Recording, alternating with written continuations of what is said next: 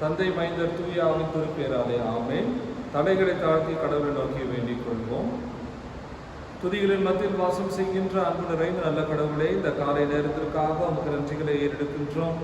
இந்த ஊடகத்தின் வழியாக நாங்கள் இந்த வழிபாட்டில் பங்கு பெறுவதற்கு உதவி செய்திருக்கின்றீர். ஆண்டவரே, மீண்டுமாக ஞாயிற்றுக்கிழமை தோறும் ஊரடங்கும் சட்டம் இந்த மாதம் முழுவதும் பிறப்பிக்கப்பட்டிருக்கிறது. கர்த்தாவே, இருந்தாலும் நாங்கள் வீடுகளிலே இருந்து உம்மை ஆராதிக்கவும் உம்முடைய வசனங்களை வாசித்து அதை தியானிக்கவும் கொடுத்திருக்கின்ற நல்ல வாய்ப்புக்காக நன்றிகளை ஏறெடுக்கின்றோம். கர்த்தாவே, இந்த ஜூலை மாதம் 1ஆம் வாரத்திற்காக உமக்கு நன்றிகளை ஏறெடுக்கின்றோம். இந்த ஆண்டு துவங்கி 6 மாதங்கள் நாங்கள் நிறைவு செய்து 7ஆம் மாதத்தின் முதல் வாரத்தில் உம்மை வழிபடுவதற்காக நாங்கள் வந்திருக்கின்றோம். ஆண்டவே, இந்த வழிபாட்டில் நாங்கள் பாடுகிற பாடல்கள், வாசிக்கும் திருமறை பகுதி, கேட்கும் அருளுரை அனைத்திலும் அருள் பிரசனம் என்று வழிநடத்துமாறு இறைமைந்தர் இயேசு கிறிஸ்துவின் வழியாக வேண்டுதல் செய்கின்றோம். அன்பு நிறைந்த நல்ல கடவுளே, ஆமென். கிறிஸ்துவுக்குள் அன்பார்ந்தவர்களே, கடவுளை போற்றும் வண்ணமாகவும் இந்த வழிபாட்டுக்கு ஆரம்பமாக நாம் யாவரும் சேர்ந்து கீர்த்தனைகளிலே 18ஆம் பாடல், கீர்த்தனை எண் 18, கிருபை மிகுந்த சர்வேசா என்ற பாடலை சேர்ந்து பாடுவோம். சர்வ வலிமை கிருபைகள் மிகுந்த சர்வேசா,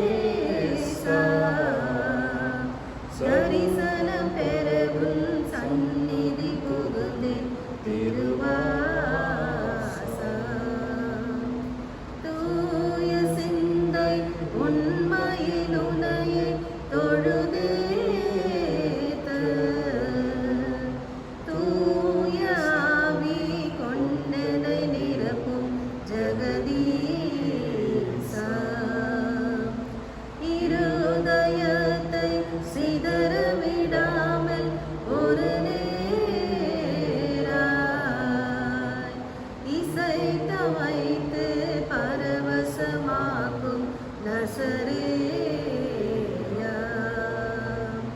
அருளின் வாக்கை கருத்துடன் கேட்டு அகத்தேற்று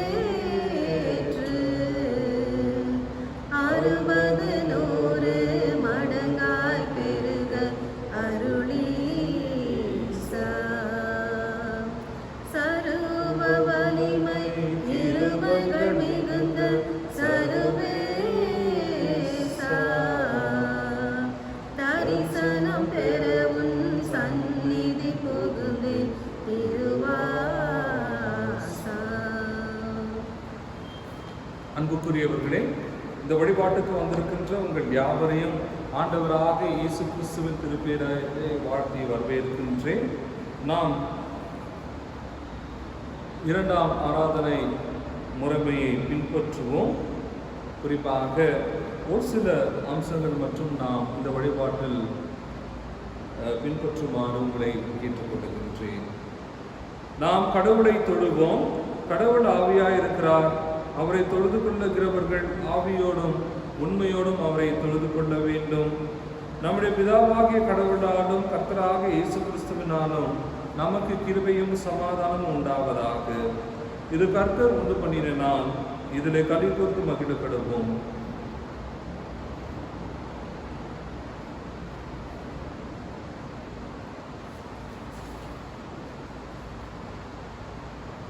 ஆண்டவரே, எங்கள் உதடுகளை தெரிந்தருளும், அப்பொழுது எங்கள் வாய் உடைய புகழை அறிவிக்கும். பிதாவுக்கும் குமாரனுக்கும் பரிசுத்த ஆவிக்கும் மகிமை உண்டாவதாக. ஆதியிலும் இப்பொழுதும் எப்பொழுதும் சதா காலங்களிலும் மகிமை உண்டாவதாக. ஆமென். திரியேக கடவுளை போற்றுதல். சேனைகளின் கடவுளாகிய கர்த்தரே, நீர் பரிசுத்தர் பரிசுத்தர் பரிசுத்தர். வானமும் பூமியும் உமது மகிமையால் நிறைந்திருக்கின்றன. உன்னதத்திலே ஓசன்னா. கர்த்தரை நாமத்தினால வந்தவரும் வருகிறமானவர் தோற்றுவிக்கப்பட்டவர். உன்னதத்திலே ஓசன்னா. கடவுளே நீர் பரிசுத்தர், கடவுளே நீர் பரிசுத்தர். சர்வ வல்லவரே நீர் பரிசுத்தர், சர்வ வல்லவரே நீர் பரிசுத்தர். சாவாமை உடையவரே நீர் பரிசுத்தர், சாவாமை உடையவரே நீர் பரிசுத்தர். ஆண்டவரே, எங்களுக்காக சிலுவையில் அறிகின்ற எங்கள் மீட்பரே, எங்கள் மேல் கிருபையாயிரும். ஆண்டவரே, எங்களுக்காக சிலுவையில் அறிகின்ற எங்கள் மீட்பரே, எங்கள் மேல் கிருபையாயிரும். பரிசுத்த ஆவியாகிய ஆண்டவரே எங்கள் மேல் கிருபையாயிரும். பரிசுத்த ஆவியாகிய ஆண்டவரே எங்கள் மேல் கிருபையாயிரும். ஆண்டவரே எங்கள் ஜெபங்களையும் ஆராதனையும் ஏற்றுக்கொண்டு எங்கள் மேல் கிருபையாயிரும். ஆண்டவரே எங்கள் மேல் மனதுருகி எங்கள் மேல் கிருபையாயிரும்.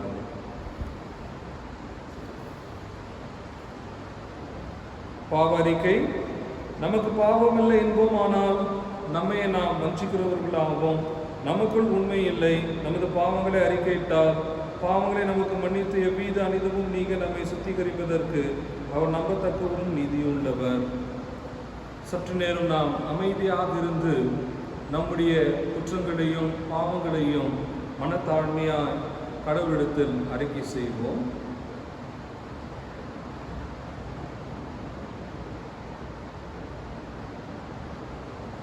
அனைவரும் சேர்ந்து இரண்டாம் பாவரிக்கைக்கான ஜெபத்தை சொல்வோம். எங்கள் தந்தையாம் கடவுளை, நினைவினாலும் வார்த்தையினாலும் செய்கையினாலும் உமக்கு விரோதமாக பாவம் செய்திருக்கின்றோம். முழு மனதோடு நாங்கள் உம்மை நேசிக்கவில்லை.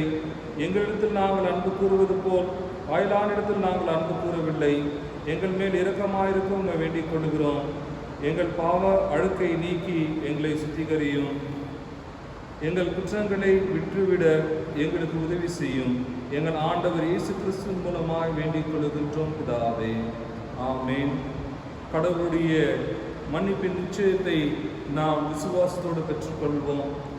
சர்வ வல்லமையும் மிகுந்த இரக்கமுள்ள ஆண்டவர் மன்னிப்பையும் பாவ நிமிர்த்தையும் நமக்கு கட்டளையிட்டருளை வாழ்க்கையை சீர்படுத்துவதற்கான காலத்தையும் தமது பரிசுத்த ஆவியின் கிருபையையும் தேற்றுதலையும் தந்தருடுவாராக. ஆமென். ஆண்டவரை துதியுங்கள். ஆண்டவரின் நாமம் துதிக்கப்படுவதாக.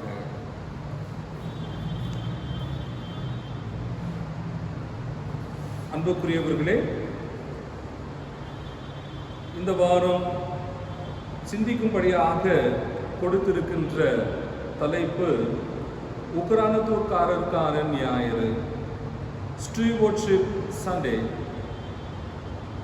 இதனுடைய தலைப்பு stewardship responsible resource management.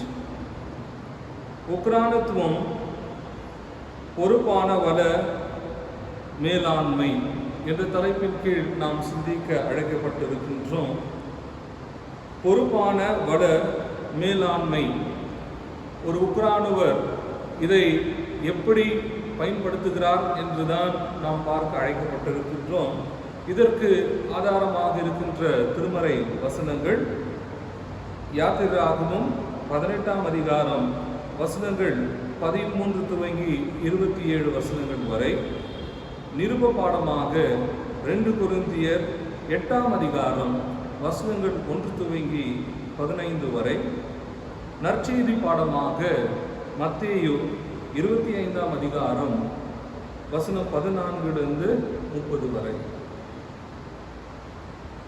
Stuart என்று வார்த்தை நம்முடைய திருச்சபை வாழ்க்கையில் 10 நபர்கள் ஒரு பாஸ்டரேட் கமிட்டி அங்கத்தினர்களாக இருக்கும்போது அதில் செக்ரட்டரி, ட்ரெஷரர் மற்றும் ஸ்டூவர்ட் என்ற அந்த ஒரு பொறுப்பை வழங்குவது உண்டு.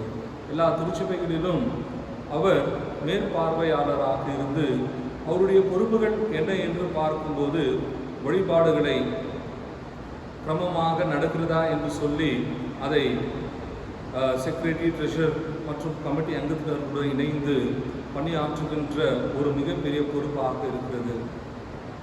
அடுத்தபடியாக திருச்சபையுடைய திருவுக்கோள், கீஸ், அதெல்லாம் அவர் வைத்திருப்பார். அது மட்டுமல்லாமல் ஞாயிற்றுக்கிழமைக்கு முன்பதாக திருமறை பாடல்கள் போடப்பட்டிருக்கிறதா, திருச்சபை சுத்தமாக இருக்கிறதா, பிறகு திருவிருந்து பாத்திரங்கள் அது ஆயத்தமாக இருக்கிறதா, பிறகு இது இருக்கின்ற ஆல்டர் டேபிள்ஸ் மற்றும் ஆல்டருக்குள்ள இருக்கின்ற காரியங்கள் எல்லாம் மேற்பார்வை பார்த்து அதெல்லாம் ஒழுங்கு செய்கின்ற பொறுப்புகள் தான் என்று திருச்சபையில் வைத்திருக்கின்றோம். ஆனால் திருமறையின் அடிப்படையில் பார்க்கும்போது இந்த உக்ரானுவக்காரர் என்பவர் யார் என்றால், ஆண்டவராக இயேசு கிறிஸ்துவால் அழைக்கப்பட்ட ஒவ்வொருவரும் உக்ரானுக்காரர்களாக செயல்பட வேண்டும் என்று திருமறை நமக்கு கற்றுத் தருகிறது. அதற்கு ஆதாரமாகத்தான் இந்த 3 திருமறை பகுதிகளையும் நாம் தியானிக்க இருக்கின்றோம். முதலாவதாக பழைய ஏற்பாட்டு பகுதியில் யாத்திராகமம் 18ஆம் அதிகாரம் வசனம் 13 27 வசனங்களில் அடங்கியுள்ள இந்த பகுதி எதை நமக்கு விளக்குகிறது என்றால், வழக்குகளை தீர்ப்பதற்காக மோசேயிடத்தில் மக்கள் வருவார்கள். அப்படி வரும்போது மோசே காலையிலிருந்து மாலை வரலும் காத்திருப்பார்கள். அந்த வழக்குகள் அந்த நீதி விசாரணை செய்வதற்காகவும் அவர்களுக்குள் ஏற்பட்டிருக்கின்ற பிரச்சனைகளை சரிப்படுத்துவதற்காக தலைவராகிய மோசேயிடத்தில் வரும்போது அதிகமான நேரங்களை எடுத்துக்கொண்டு இருக்கிறதை அவர் பார்க்கின்றார். அவருடைய மாமனார் ஜெத்ரோ இதெல்லாம் பார்த்த பிறகு மோசேயிடத்தில் ஒரு ஆலோசனை சொல்லுகின்றார். அந்த ஆலோசனை என்னவாக இருக்கிறது என்று பார்க்கலாம். குறிப்பாக இந்த உக்ரானக்காரருக்கு என்னெல்லாம் தகுதிகள் இருக்க வேண்டும் அல்லது என்ன குணாதிசயங்கள் இருக்க வேண்டும் என்று பார்க்கும்போது, முதல் குணாதிசயம் ஜெத்ரோவின் ஆலோசனையின் படி பார்க்கும்போது அவர் மோசேக்கு என்ன சொல்லுகிறார் என்றால், உன்னிடத்தில் இருக்கின்ற பொறுப்புகளை, உன்னிடத்தில் இருக்கின்ற தலைமைத்துவத்தை நீ மக்களுக்கு பகிர்ந்தளித்து அந்த வேலைக்காக அவர்களை நீர் பயன்படுத்து என்று சொல்லுகின்றார். இதை எப்படி நாம் புரிந்து கொள்வது என்று பார்க்கும்போது, sharing the responsibility with able person. முதலாவது தன்மை என்னவென்று பார்க்கும்போது, ஒரு உக்ரானுவக்காரர் என்பவர் தனக்குள் இருக்கின்ற அந்த பொறுப்புகளை மற்றவர்களிடத்தில் பகிர்ந்து கொள்ள வேண்டும். பொறுப்புகளை பகிர்ந்து கொள்ளுதல் என்று சொல்லும்போது மோசே மட்டும்தான் இந்த காரியங்களை செய்து கொண்டு இருக்கும்போது மக்களுக்கும் அது அதிகமான நேரமாக இருந்தது, மோசேக்கும் அதிகமான வலுவாக இருந்தது. அதற்கு அவர் சொல்வது என்னவென்றால், இதை நாம் 18ஆம் யாத்திரையாகும் 18ஆம் அதிகாரம் வசனம் 22 என்ன சொல்லுகிறது என்றால், அவர்கள் எப்பொழுதும் ஜனங்களை நியாயம் விசாரித்து பெரிய காரியங்களையும் மோசேயிடத்தில் கொண்டு வரட்டும், சிறிய காரியங்களை அவர்களை தீர்த்து வைக்குமாறு அவரிடத்தில் ஆலோசனை சொல்லுகின்றார். அதாவது கடவுளுக்கு பயந்தவர்களும், இது 20, 21, 23 வசனங்கள், இந்த 3 வசனங்களில் வாசிக்கும் போது எத்தகையான மனிதர்களை நாம் இந்த உக்ரான பணிக்காக மோசே தெரிந்து கொள்ள வேண்டும் என்று கடவுள் அவருக்கு கொடுக்கும்போது சொல்லுகின்றார். முதலாவதாக men who fear God. முதல் தகுதியே கடவுளுக்கு பயந்தவர்களை இந்த ஊழியத்திற்காக நீங்கள் தெரிந்து கொள்ளுங்கள் என்று சொல்லுகின்றார். அடுத்தபடி ட்ரஸ்ட் வர்தி, இரண்டாவது குவாலிட்டி. மூன்றாவது hate dishonest gain. இந்த 3 தகுதிகள் உடையவர்களை இந்த காரியத்திற்காக நீங்கள் தெரிந்து கொள்ளுங்கள் என்று சொல்லப்பட்டிருக்கிறது. தமிழில் பார்க்கும்போது முதலாவதாக கடவுளுக்கு பயந்தவர்கள், ட்ரஸ்ட் வர்தி என்று சொல்லும்போது உண்மையுள்ளவர்கள், எல்லா காரியத்திலும் உண்மையாக கடவுளுக்கும் சப மக்களுக்கும் மற்றவர்களுக்கு உண்மையாக இருக்கிறவர்கள் நீங்கள் தெரிந்து கொள்ள வேண்டும். பொருளாசை வெறுக்கிறவர்களை நீங்கள் தெரிந்து கொள்ள வேண்டும் என்று சொல்லுகிறார். Had dishonest gain. இந்த 3 தகுதி உடையவர்களை நீங்கள் இந்த நியாயம் தீர்ப்பதற்காக தெரிந்து கொண்டால் சிறிய சிறிய பிரச்சனைகளை அவர்கள் தீர்த்து வைப்பார்கள். பெரிய காரியங்கள் அவர்களால் தீர்க்க வைக்க முடியாதது மட்டும் மோசேயிடத்தில் கொண்டு வரட்டும் என்று சொல்லியிருக்கின்றார். அதற்கு அவர் மற்றொரு ஆலோசனை சொல்லுகின்றார். எப்படி என்றால், 1000 பேருக்கு ஒரு அதிபதியை நியமிக்கலாம். அடுத்து 100 பேர் விசாரிப்பதற்காக சிறு சிறு காரியங்கள் எதெல்லாம் பிரச்சனைகள் இருக்கிறதோ அதை விசாரிப்பதற்கு 100க்கு ஒரு அதிபதியை ஏற்படுத்தலாம். பிறகு 50 பேர் கொண்ட அவர்களுக்கு ஒரு அதிபதியை ஏற்படுத்தலாம்.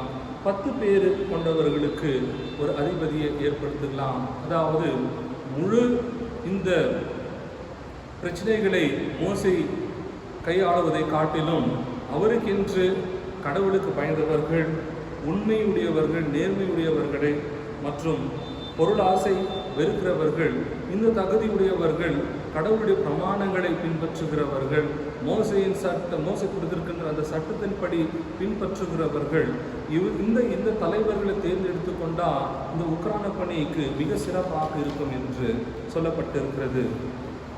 எடுத்துக்காட்டாக அந்த காலத்திலே தன்னுடைய மாமா ஜெத்ரோவின் ஆலோசனையின்படி மோசே செயல்படும் போது மோசே மிக சிறந்த தலைவனாக இஸ்ரவேல் மக்களிடத்தில் காணப்பட்டார் என்று சொல்லப்பட்டிருக்கிறது. இந்த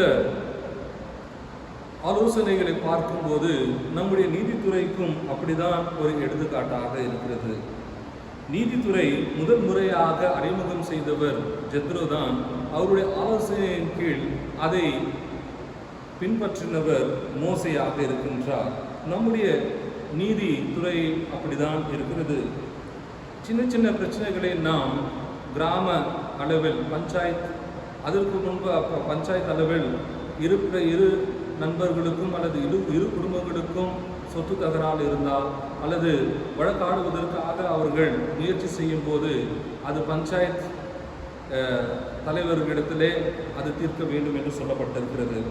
அடுத்தபடியாக நம்முடைய டிஸ்ட்ரிக்ட் கோர்ட், செஷன் கோர்ட்ஸ் என்று அங்கே நீதிமன்றங்கள் இருக்கிறது. அந்த இடத்தில் பிரச்சனைகள் தீர்க்கப்படவில்லை என்றால் அது மேலிடத்திற்கு போக வேண்டும் என்று சொல்லும்போது நம்முடைய இந்த டிஸ்ட்ரிக்ட் அளவில் பார்க்கும்போது டிஸ்ட்ரிக்ட் கோர்ட் இருக்கிறது, செஷன்ஸ் கோர்ட்டுகள் இருக்கிறது. அதுலேயும் அந்த பிரச்சனைகள் தீர்வாக இருந்தால் அது நாட்டிற்கு ஹைகோர்ட் என்ற ஒவ்வொரு மாநிலங்களிலும் ஒவ்வொரு ஹைகோர்ட்டிற்கும் ஒரு ஸ்டேட் ஹைகோர்ட் இருக்கும். அந்த இடத்தில் வழக்குகளை பதிவு செய்வார்கள். அந்த இடத்திலும் நீதிகள் கிடைக்கவில்லை என்றால் அவர்கள் நாட்டின் தேச அளவில் சுப்ரீம் கோர்ட் இருக்கிறது, அந்த இடத்தில் வழக்கு பதிவு செய்யலாம்.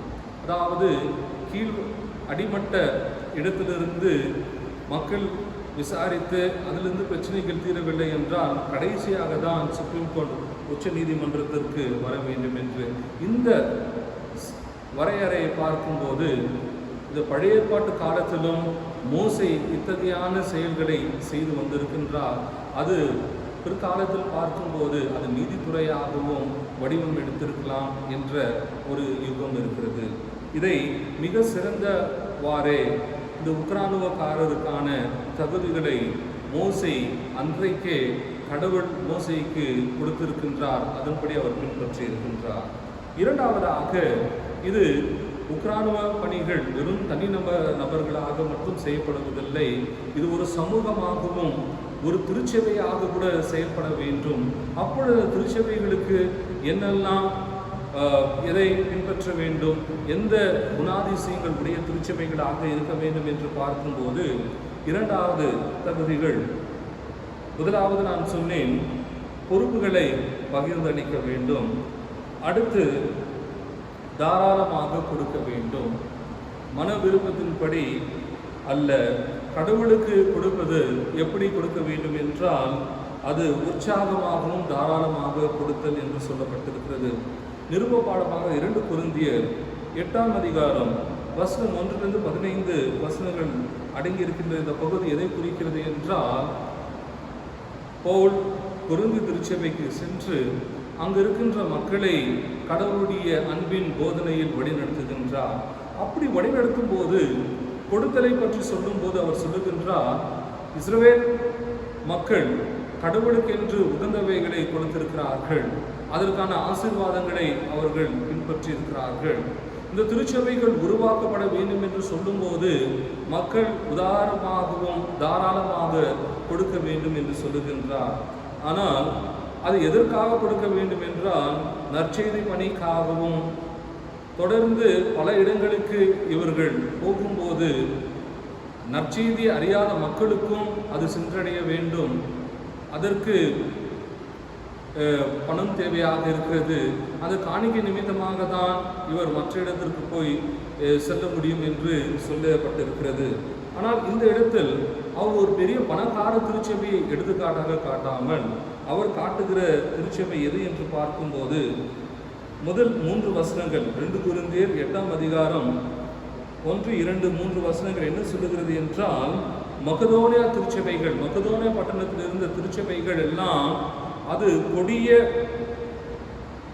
உபதிரத்திலும் அவர்கள் வறுமையிலும் இருந்தார்கள். ஆனாலும் கடவுளுக்கு கொடுக்க வேண்டும் என்று சொல்லும்போது அவர்கள் தாராளமாக கொடுத்தார்கள் என்று சொல்லப்பட்டிருக்கிறது. அவர்கள் திராணிக்கு தக்கதாகவும் திராணிக்கு மிஞ்சியும் கொடுத்தார்கள்.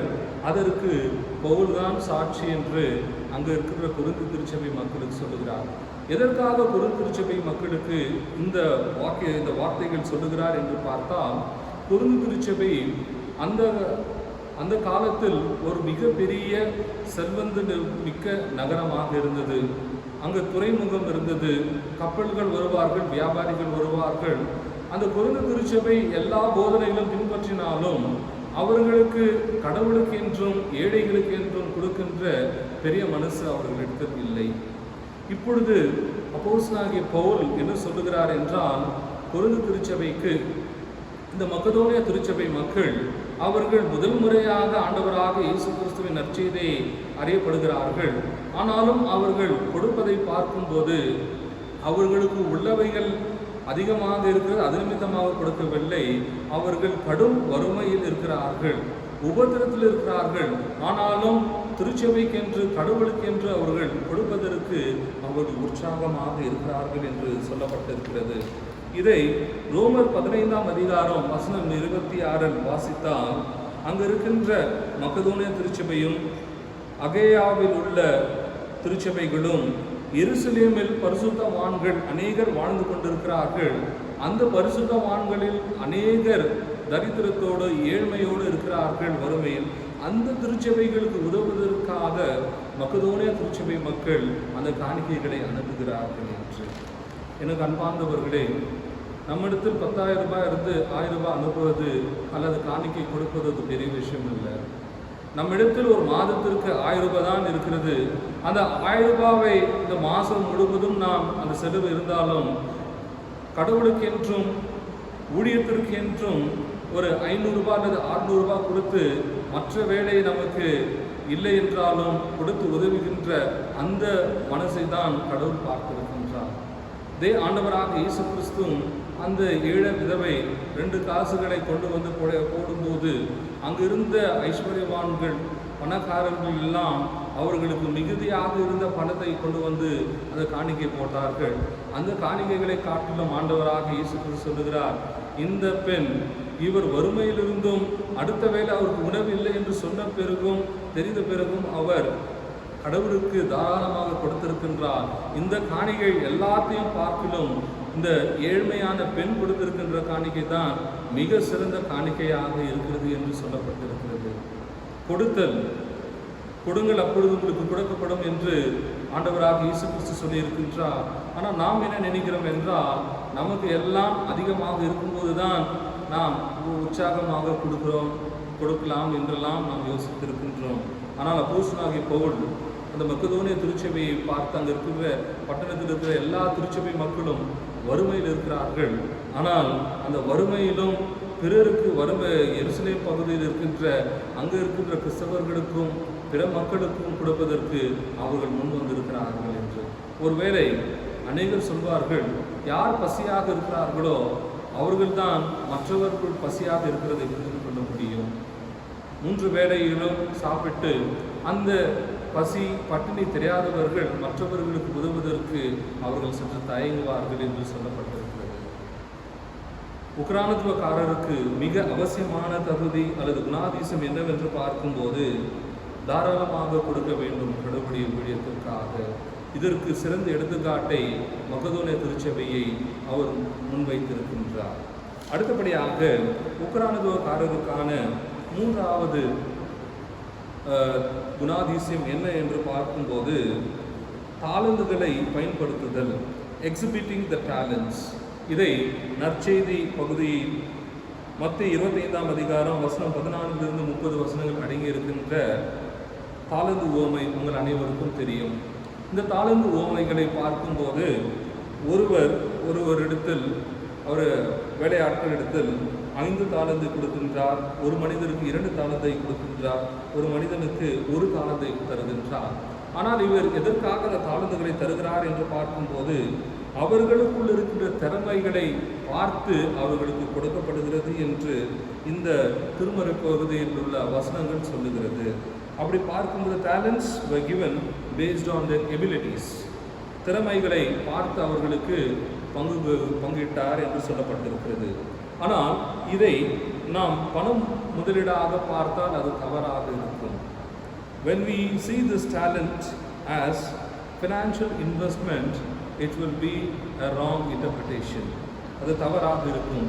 இதை அநேகர் சொல்வார்கள் 5 10 மாற்றுவது, 2 4 மாற்றுவது, அல்லது ஒரே ஒரு மனிதன் என்ன செய்கிறார் என்றால் அதை போய் மண்ணுக்குள் தோண்டி புதைத்து வைக்கின்றார். அப்படி எஜமான் வரும்போது அவர் 2 நபர்களையும் பாராட்டுகின்றார். ஒருவன் அந்த தாளந்தை சரியாக பயன்படுத்தாத நிமித்தமாக அவனிடத்திலிருந்து எடுத்து உள்ளவனுக்கு கொடுக்கிறார் என்று சொல்லப்பட்டிருக்கிறது. ஒருவேளை இதை நாம் வெறும் தாளந்துகளாகவும் நமக்குள் அடங்கி இருக்கின்ற நல் குணங்களாகத்தான் பார்க்க அழைக்கப்பட்டிருக்கின்றோம். இது பணமோ அல்லது ஆஸ்தியையும் அது பெருக்கல் ஆக நாம் பார்க்கக்கூடாது. ஒருவேளை இந்த தாளந்துகளை நாம் எப்படி பயன்படுத்துகிறோம் என்று பார்க்கும்போது ஒரு சிலருக்கு நன்றாக பாடக்கூடிய வரன்கள் கடவுள் கொடுத்திருக்கின்றார். ஒரு சில பேருக்கு இசைக்கருவி வாசிக்கின்ற தாளந்துகளை கொடுத்திருக்கின்றார். இன்னும் சில பேருக்கு நன்றாக ஜெபிப்பதற்கான ஒரு தாளந்தை கொடுத்திருக்கின்றார். திருமறையை விளக்குவதற்கான அறிவை கொடுத்திருக்கின்றார். ஒருங்கிணைக்கின்ற பொறுப்புகளை கொடுத்திருக்கின்றார். இத்தகையான ஒவ்வேறான தாளந்துகள் நம் இடத்தில் இருக்கும்போது நாம் எதற்காக பயன்படுத்துகின்றோம்? நான் அந்த இடத்துக்கு போய் பாடும்போது என்னை தவிர மற்றவர்கள் சிறந்தவர்களாக இருக்க முடியாது என்ற அந்த மேட்டுமையான சிந்தனையோடு நாம் பாடக்கூடாது. ஒருவேளை என்னை போல் வாசிக்கிறவர்கள் யாரும் இல்லை, இந்த திருச்சபைக்கு நான் வரவில்லை என்றால் அந்த திருச்சபை துவங்கப்படாது என்ற அந்த ஒரு மேட்டுமையான சிந்தனையோடு செயல்படக்கூடாது. ஒருவேளை நான் போகவில்லை என்றால் அந்த வழிபாடே நடக்காது என்ற அந்த மேட்டுமையான சிந்தனையோடு அப்படி செயல்பட்டால் நம்மிடத்தில் இருக்கின்ற அந்த தாளத்தை கடவுள் எடுத்து மற்றவர்களிடத்தில் கொடுப்பதற்கு வல்லவராக இருக்கின்றார். இந்த இடத்தில் நான் என்ன சொல்ல வருகிறேன் என்றால், இயேசு கிறிஸ்துவால் அழைக்கப்பட்ட ஒவ்வொருவரும் தாளந்து நிறைந்தவர்களாக இருக்கிறார்கள். ஆனால் அந்த தாளந்துகளை எதற்காக பயன்படுத்துகிறோம் என்பதுதான் மிக அவசியமாக இருக்கிறது.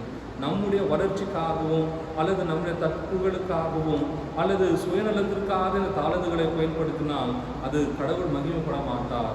திருச்சபைக்காக கடவுளுக்காக நாம் முழுமையாக அர்ப்பணிக்கும் போதுதான் அந்த தாளந்துகள் அநேகருக்கு அது பிரயோஜனமாகவும் உதவியாக இருக்கும் என்று திருமறை நமக்கு கற்றுத்தருகிறது. ஒருவேளை கடவுள் ஒவ்வொரு மனிதனிடத்திலும் தாளந்து கொடுத்திருக்கின்றார். ஒரு சில பேர் கேட்டீங்களா என்னிடத்தில் எந்த தாளந்தும் இல்லை என்று. ஆனால் நாம் கடவுளுக்கு உண்மையாக வந்து வழிபடுவதே மிக முக்கியமான தாளந்தாக இருக்கிறது.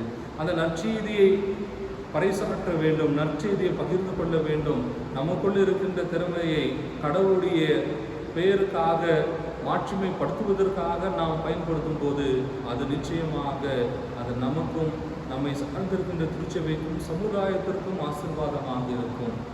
இந்த தாளந்துகளை நாம் கடவுளுக்கு என்று பயன்படுத்தும் போதுதான் கடவுள் மகிழ்வு கொள்ளுகின்றார். ஒருவேளை என்னுடைய பேர் புகழ்ச்சி என்னுடைய சுயநலத்திற்காக இந்த தாளந்துகளை பயன்படுத்தி கொண்டிருந்தால் அது கடவுளுக்கு விருப்பமான காரியமாக இருக்க முடியாது. இந்த இடத்தில் தாளந்து உள்ளவர்களை பார்த்து அந்த எஜமான் என்ன சொல்லுகிறார் என்றால் பாராட்டுகின்றார்.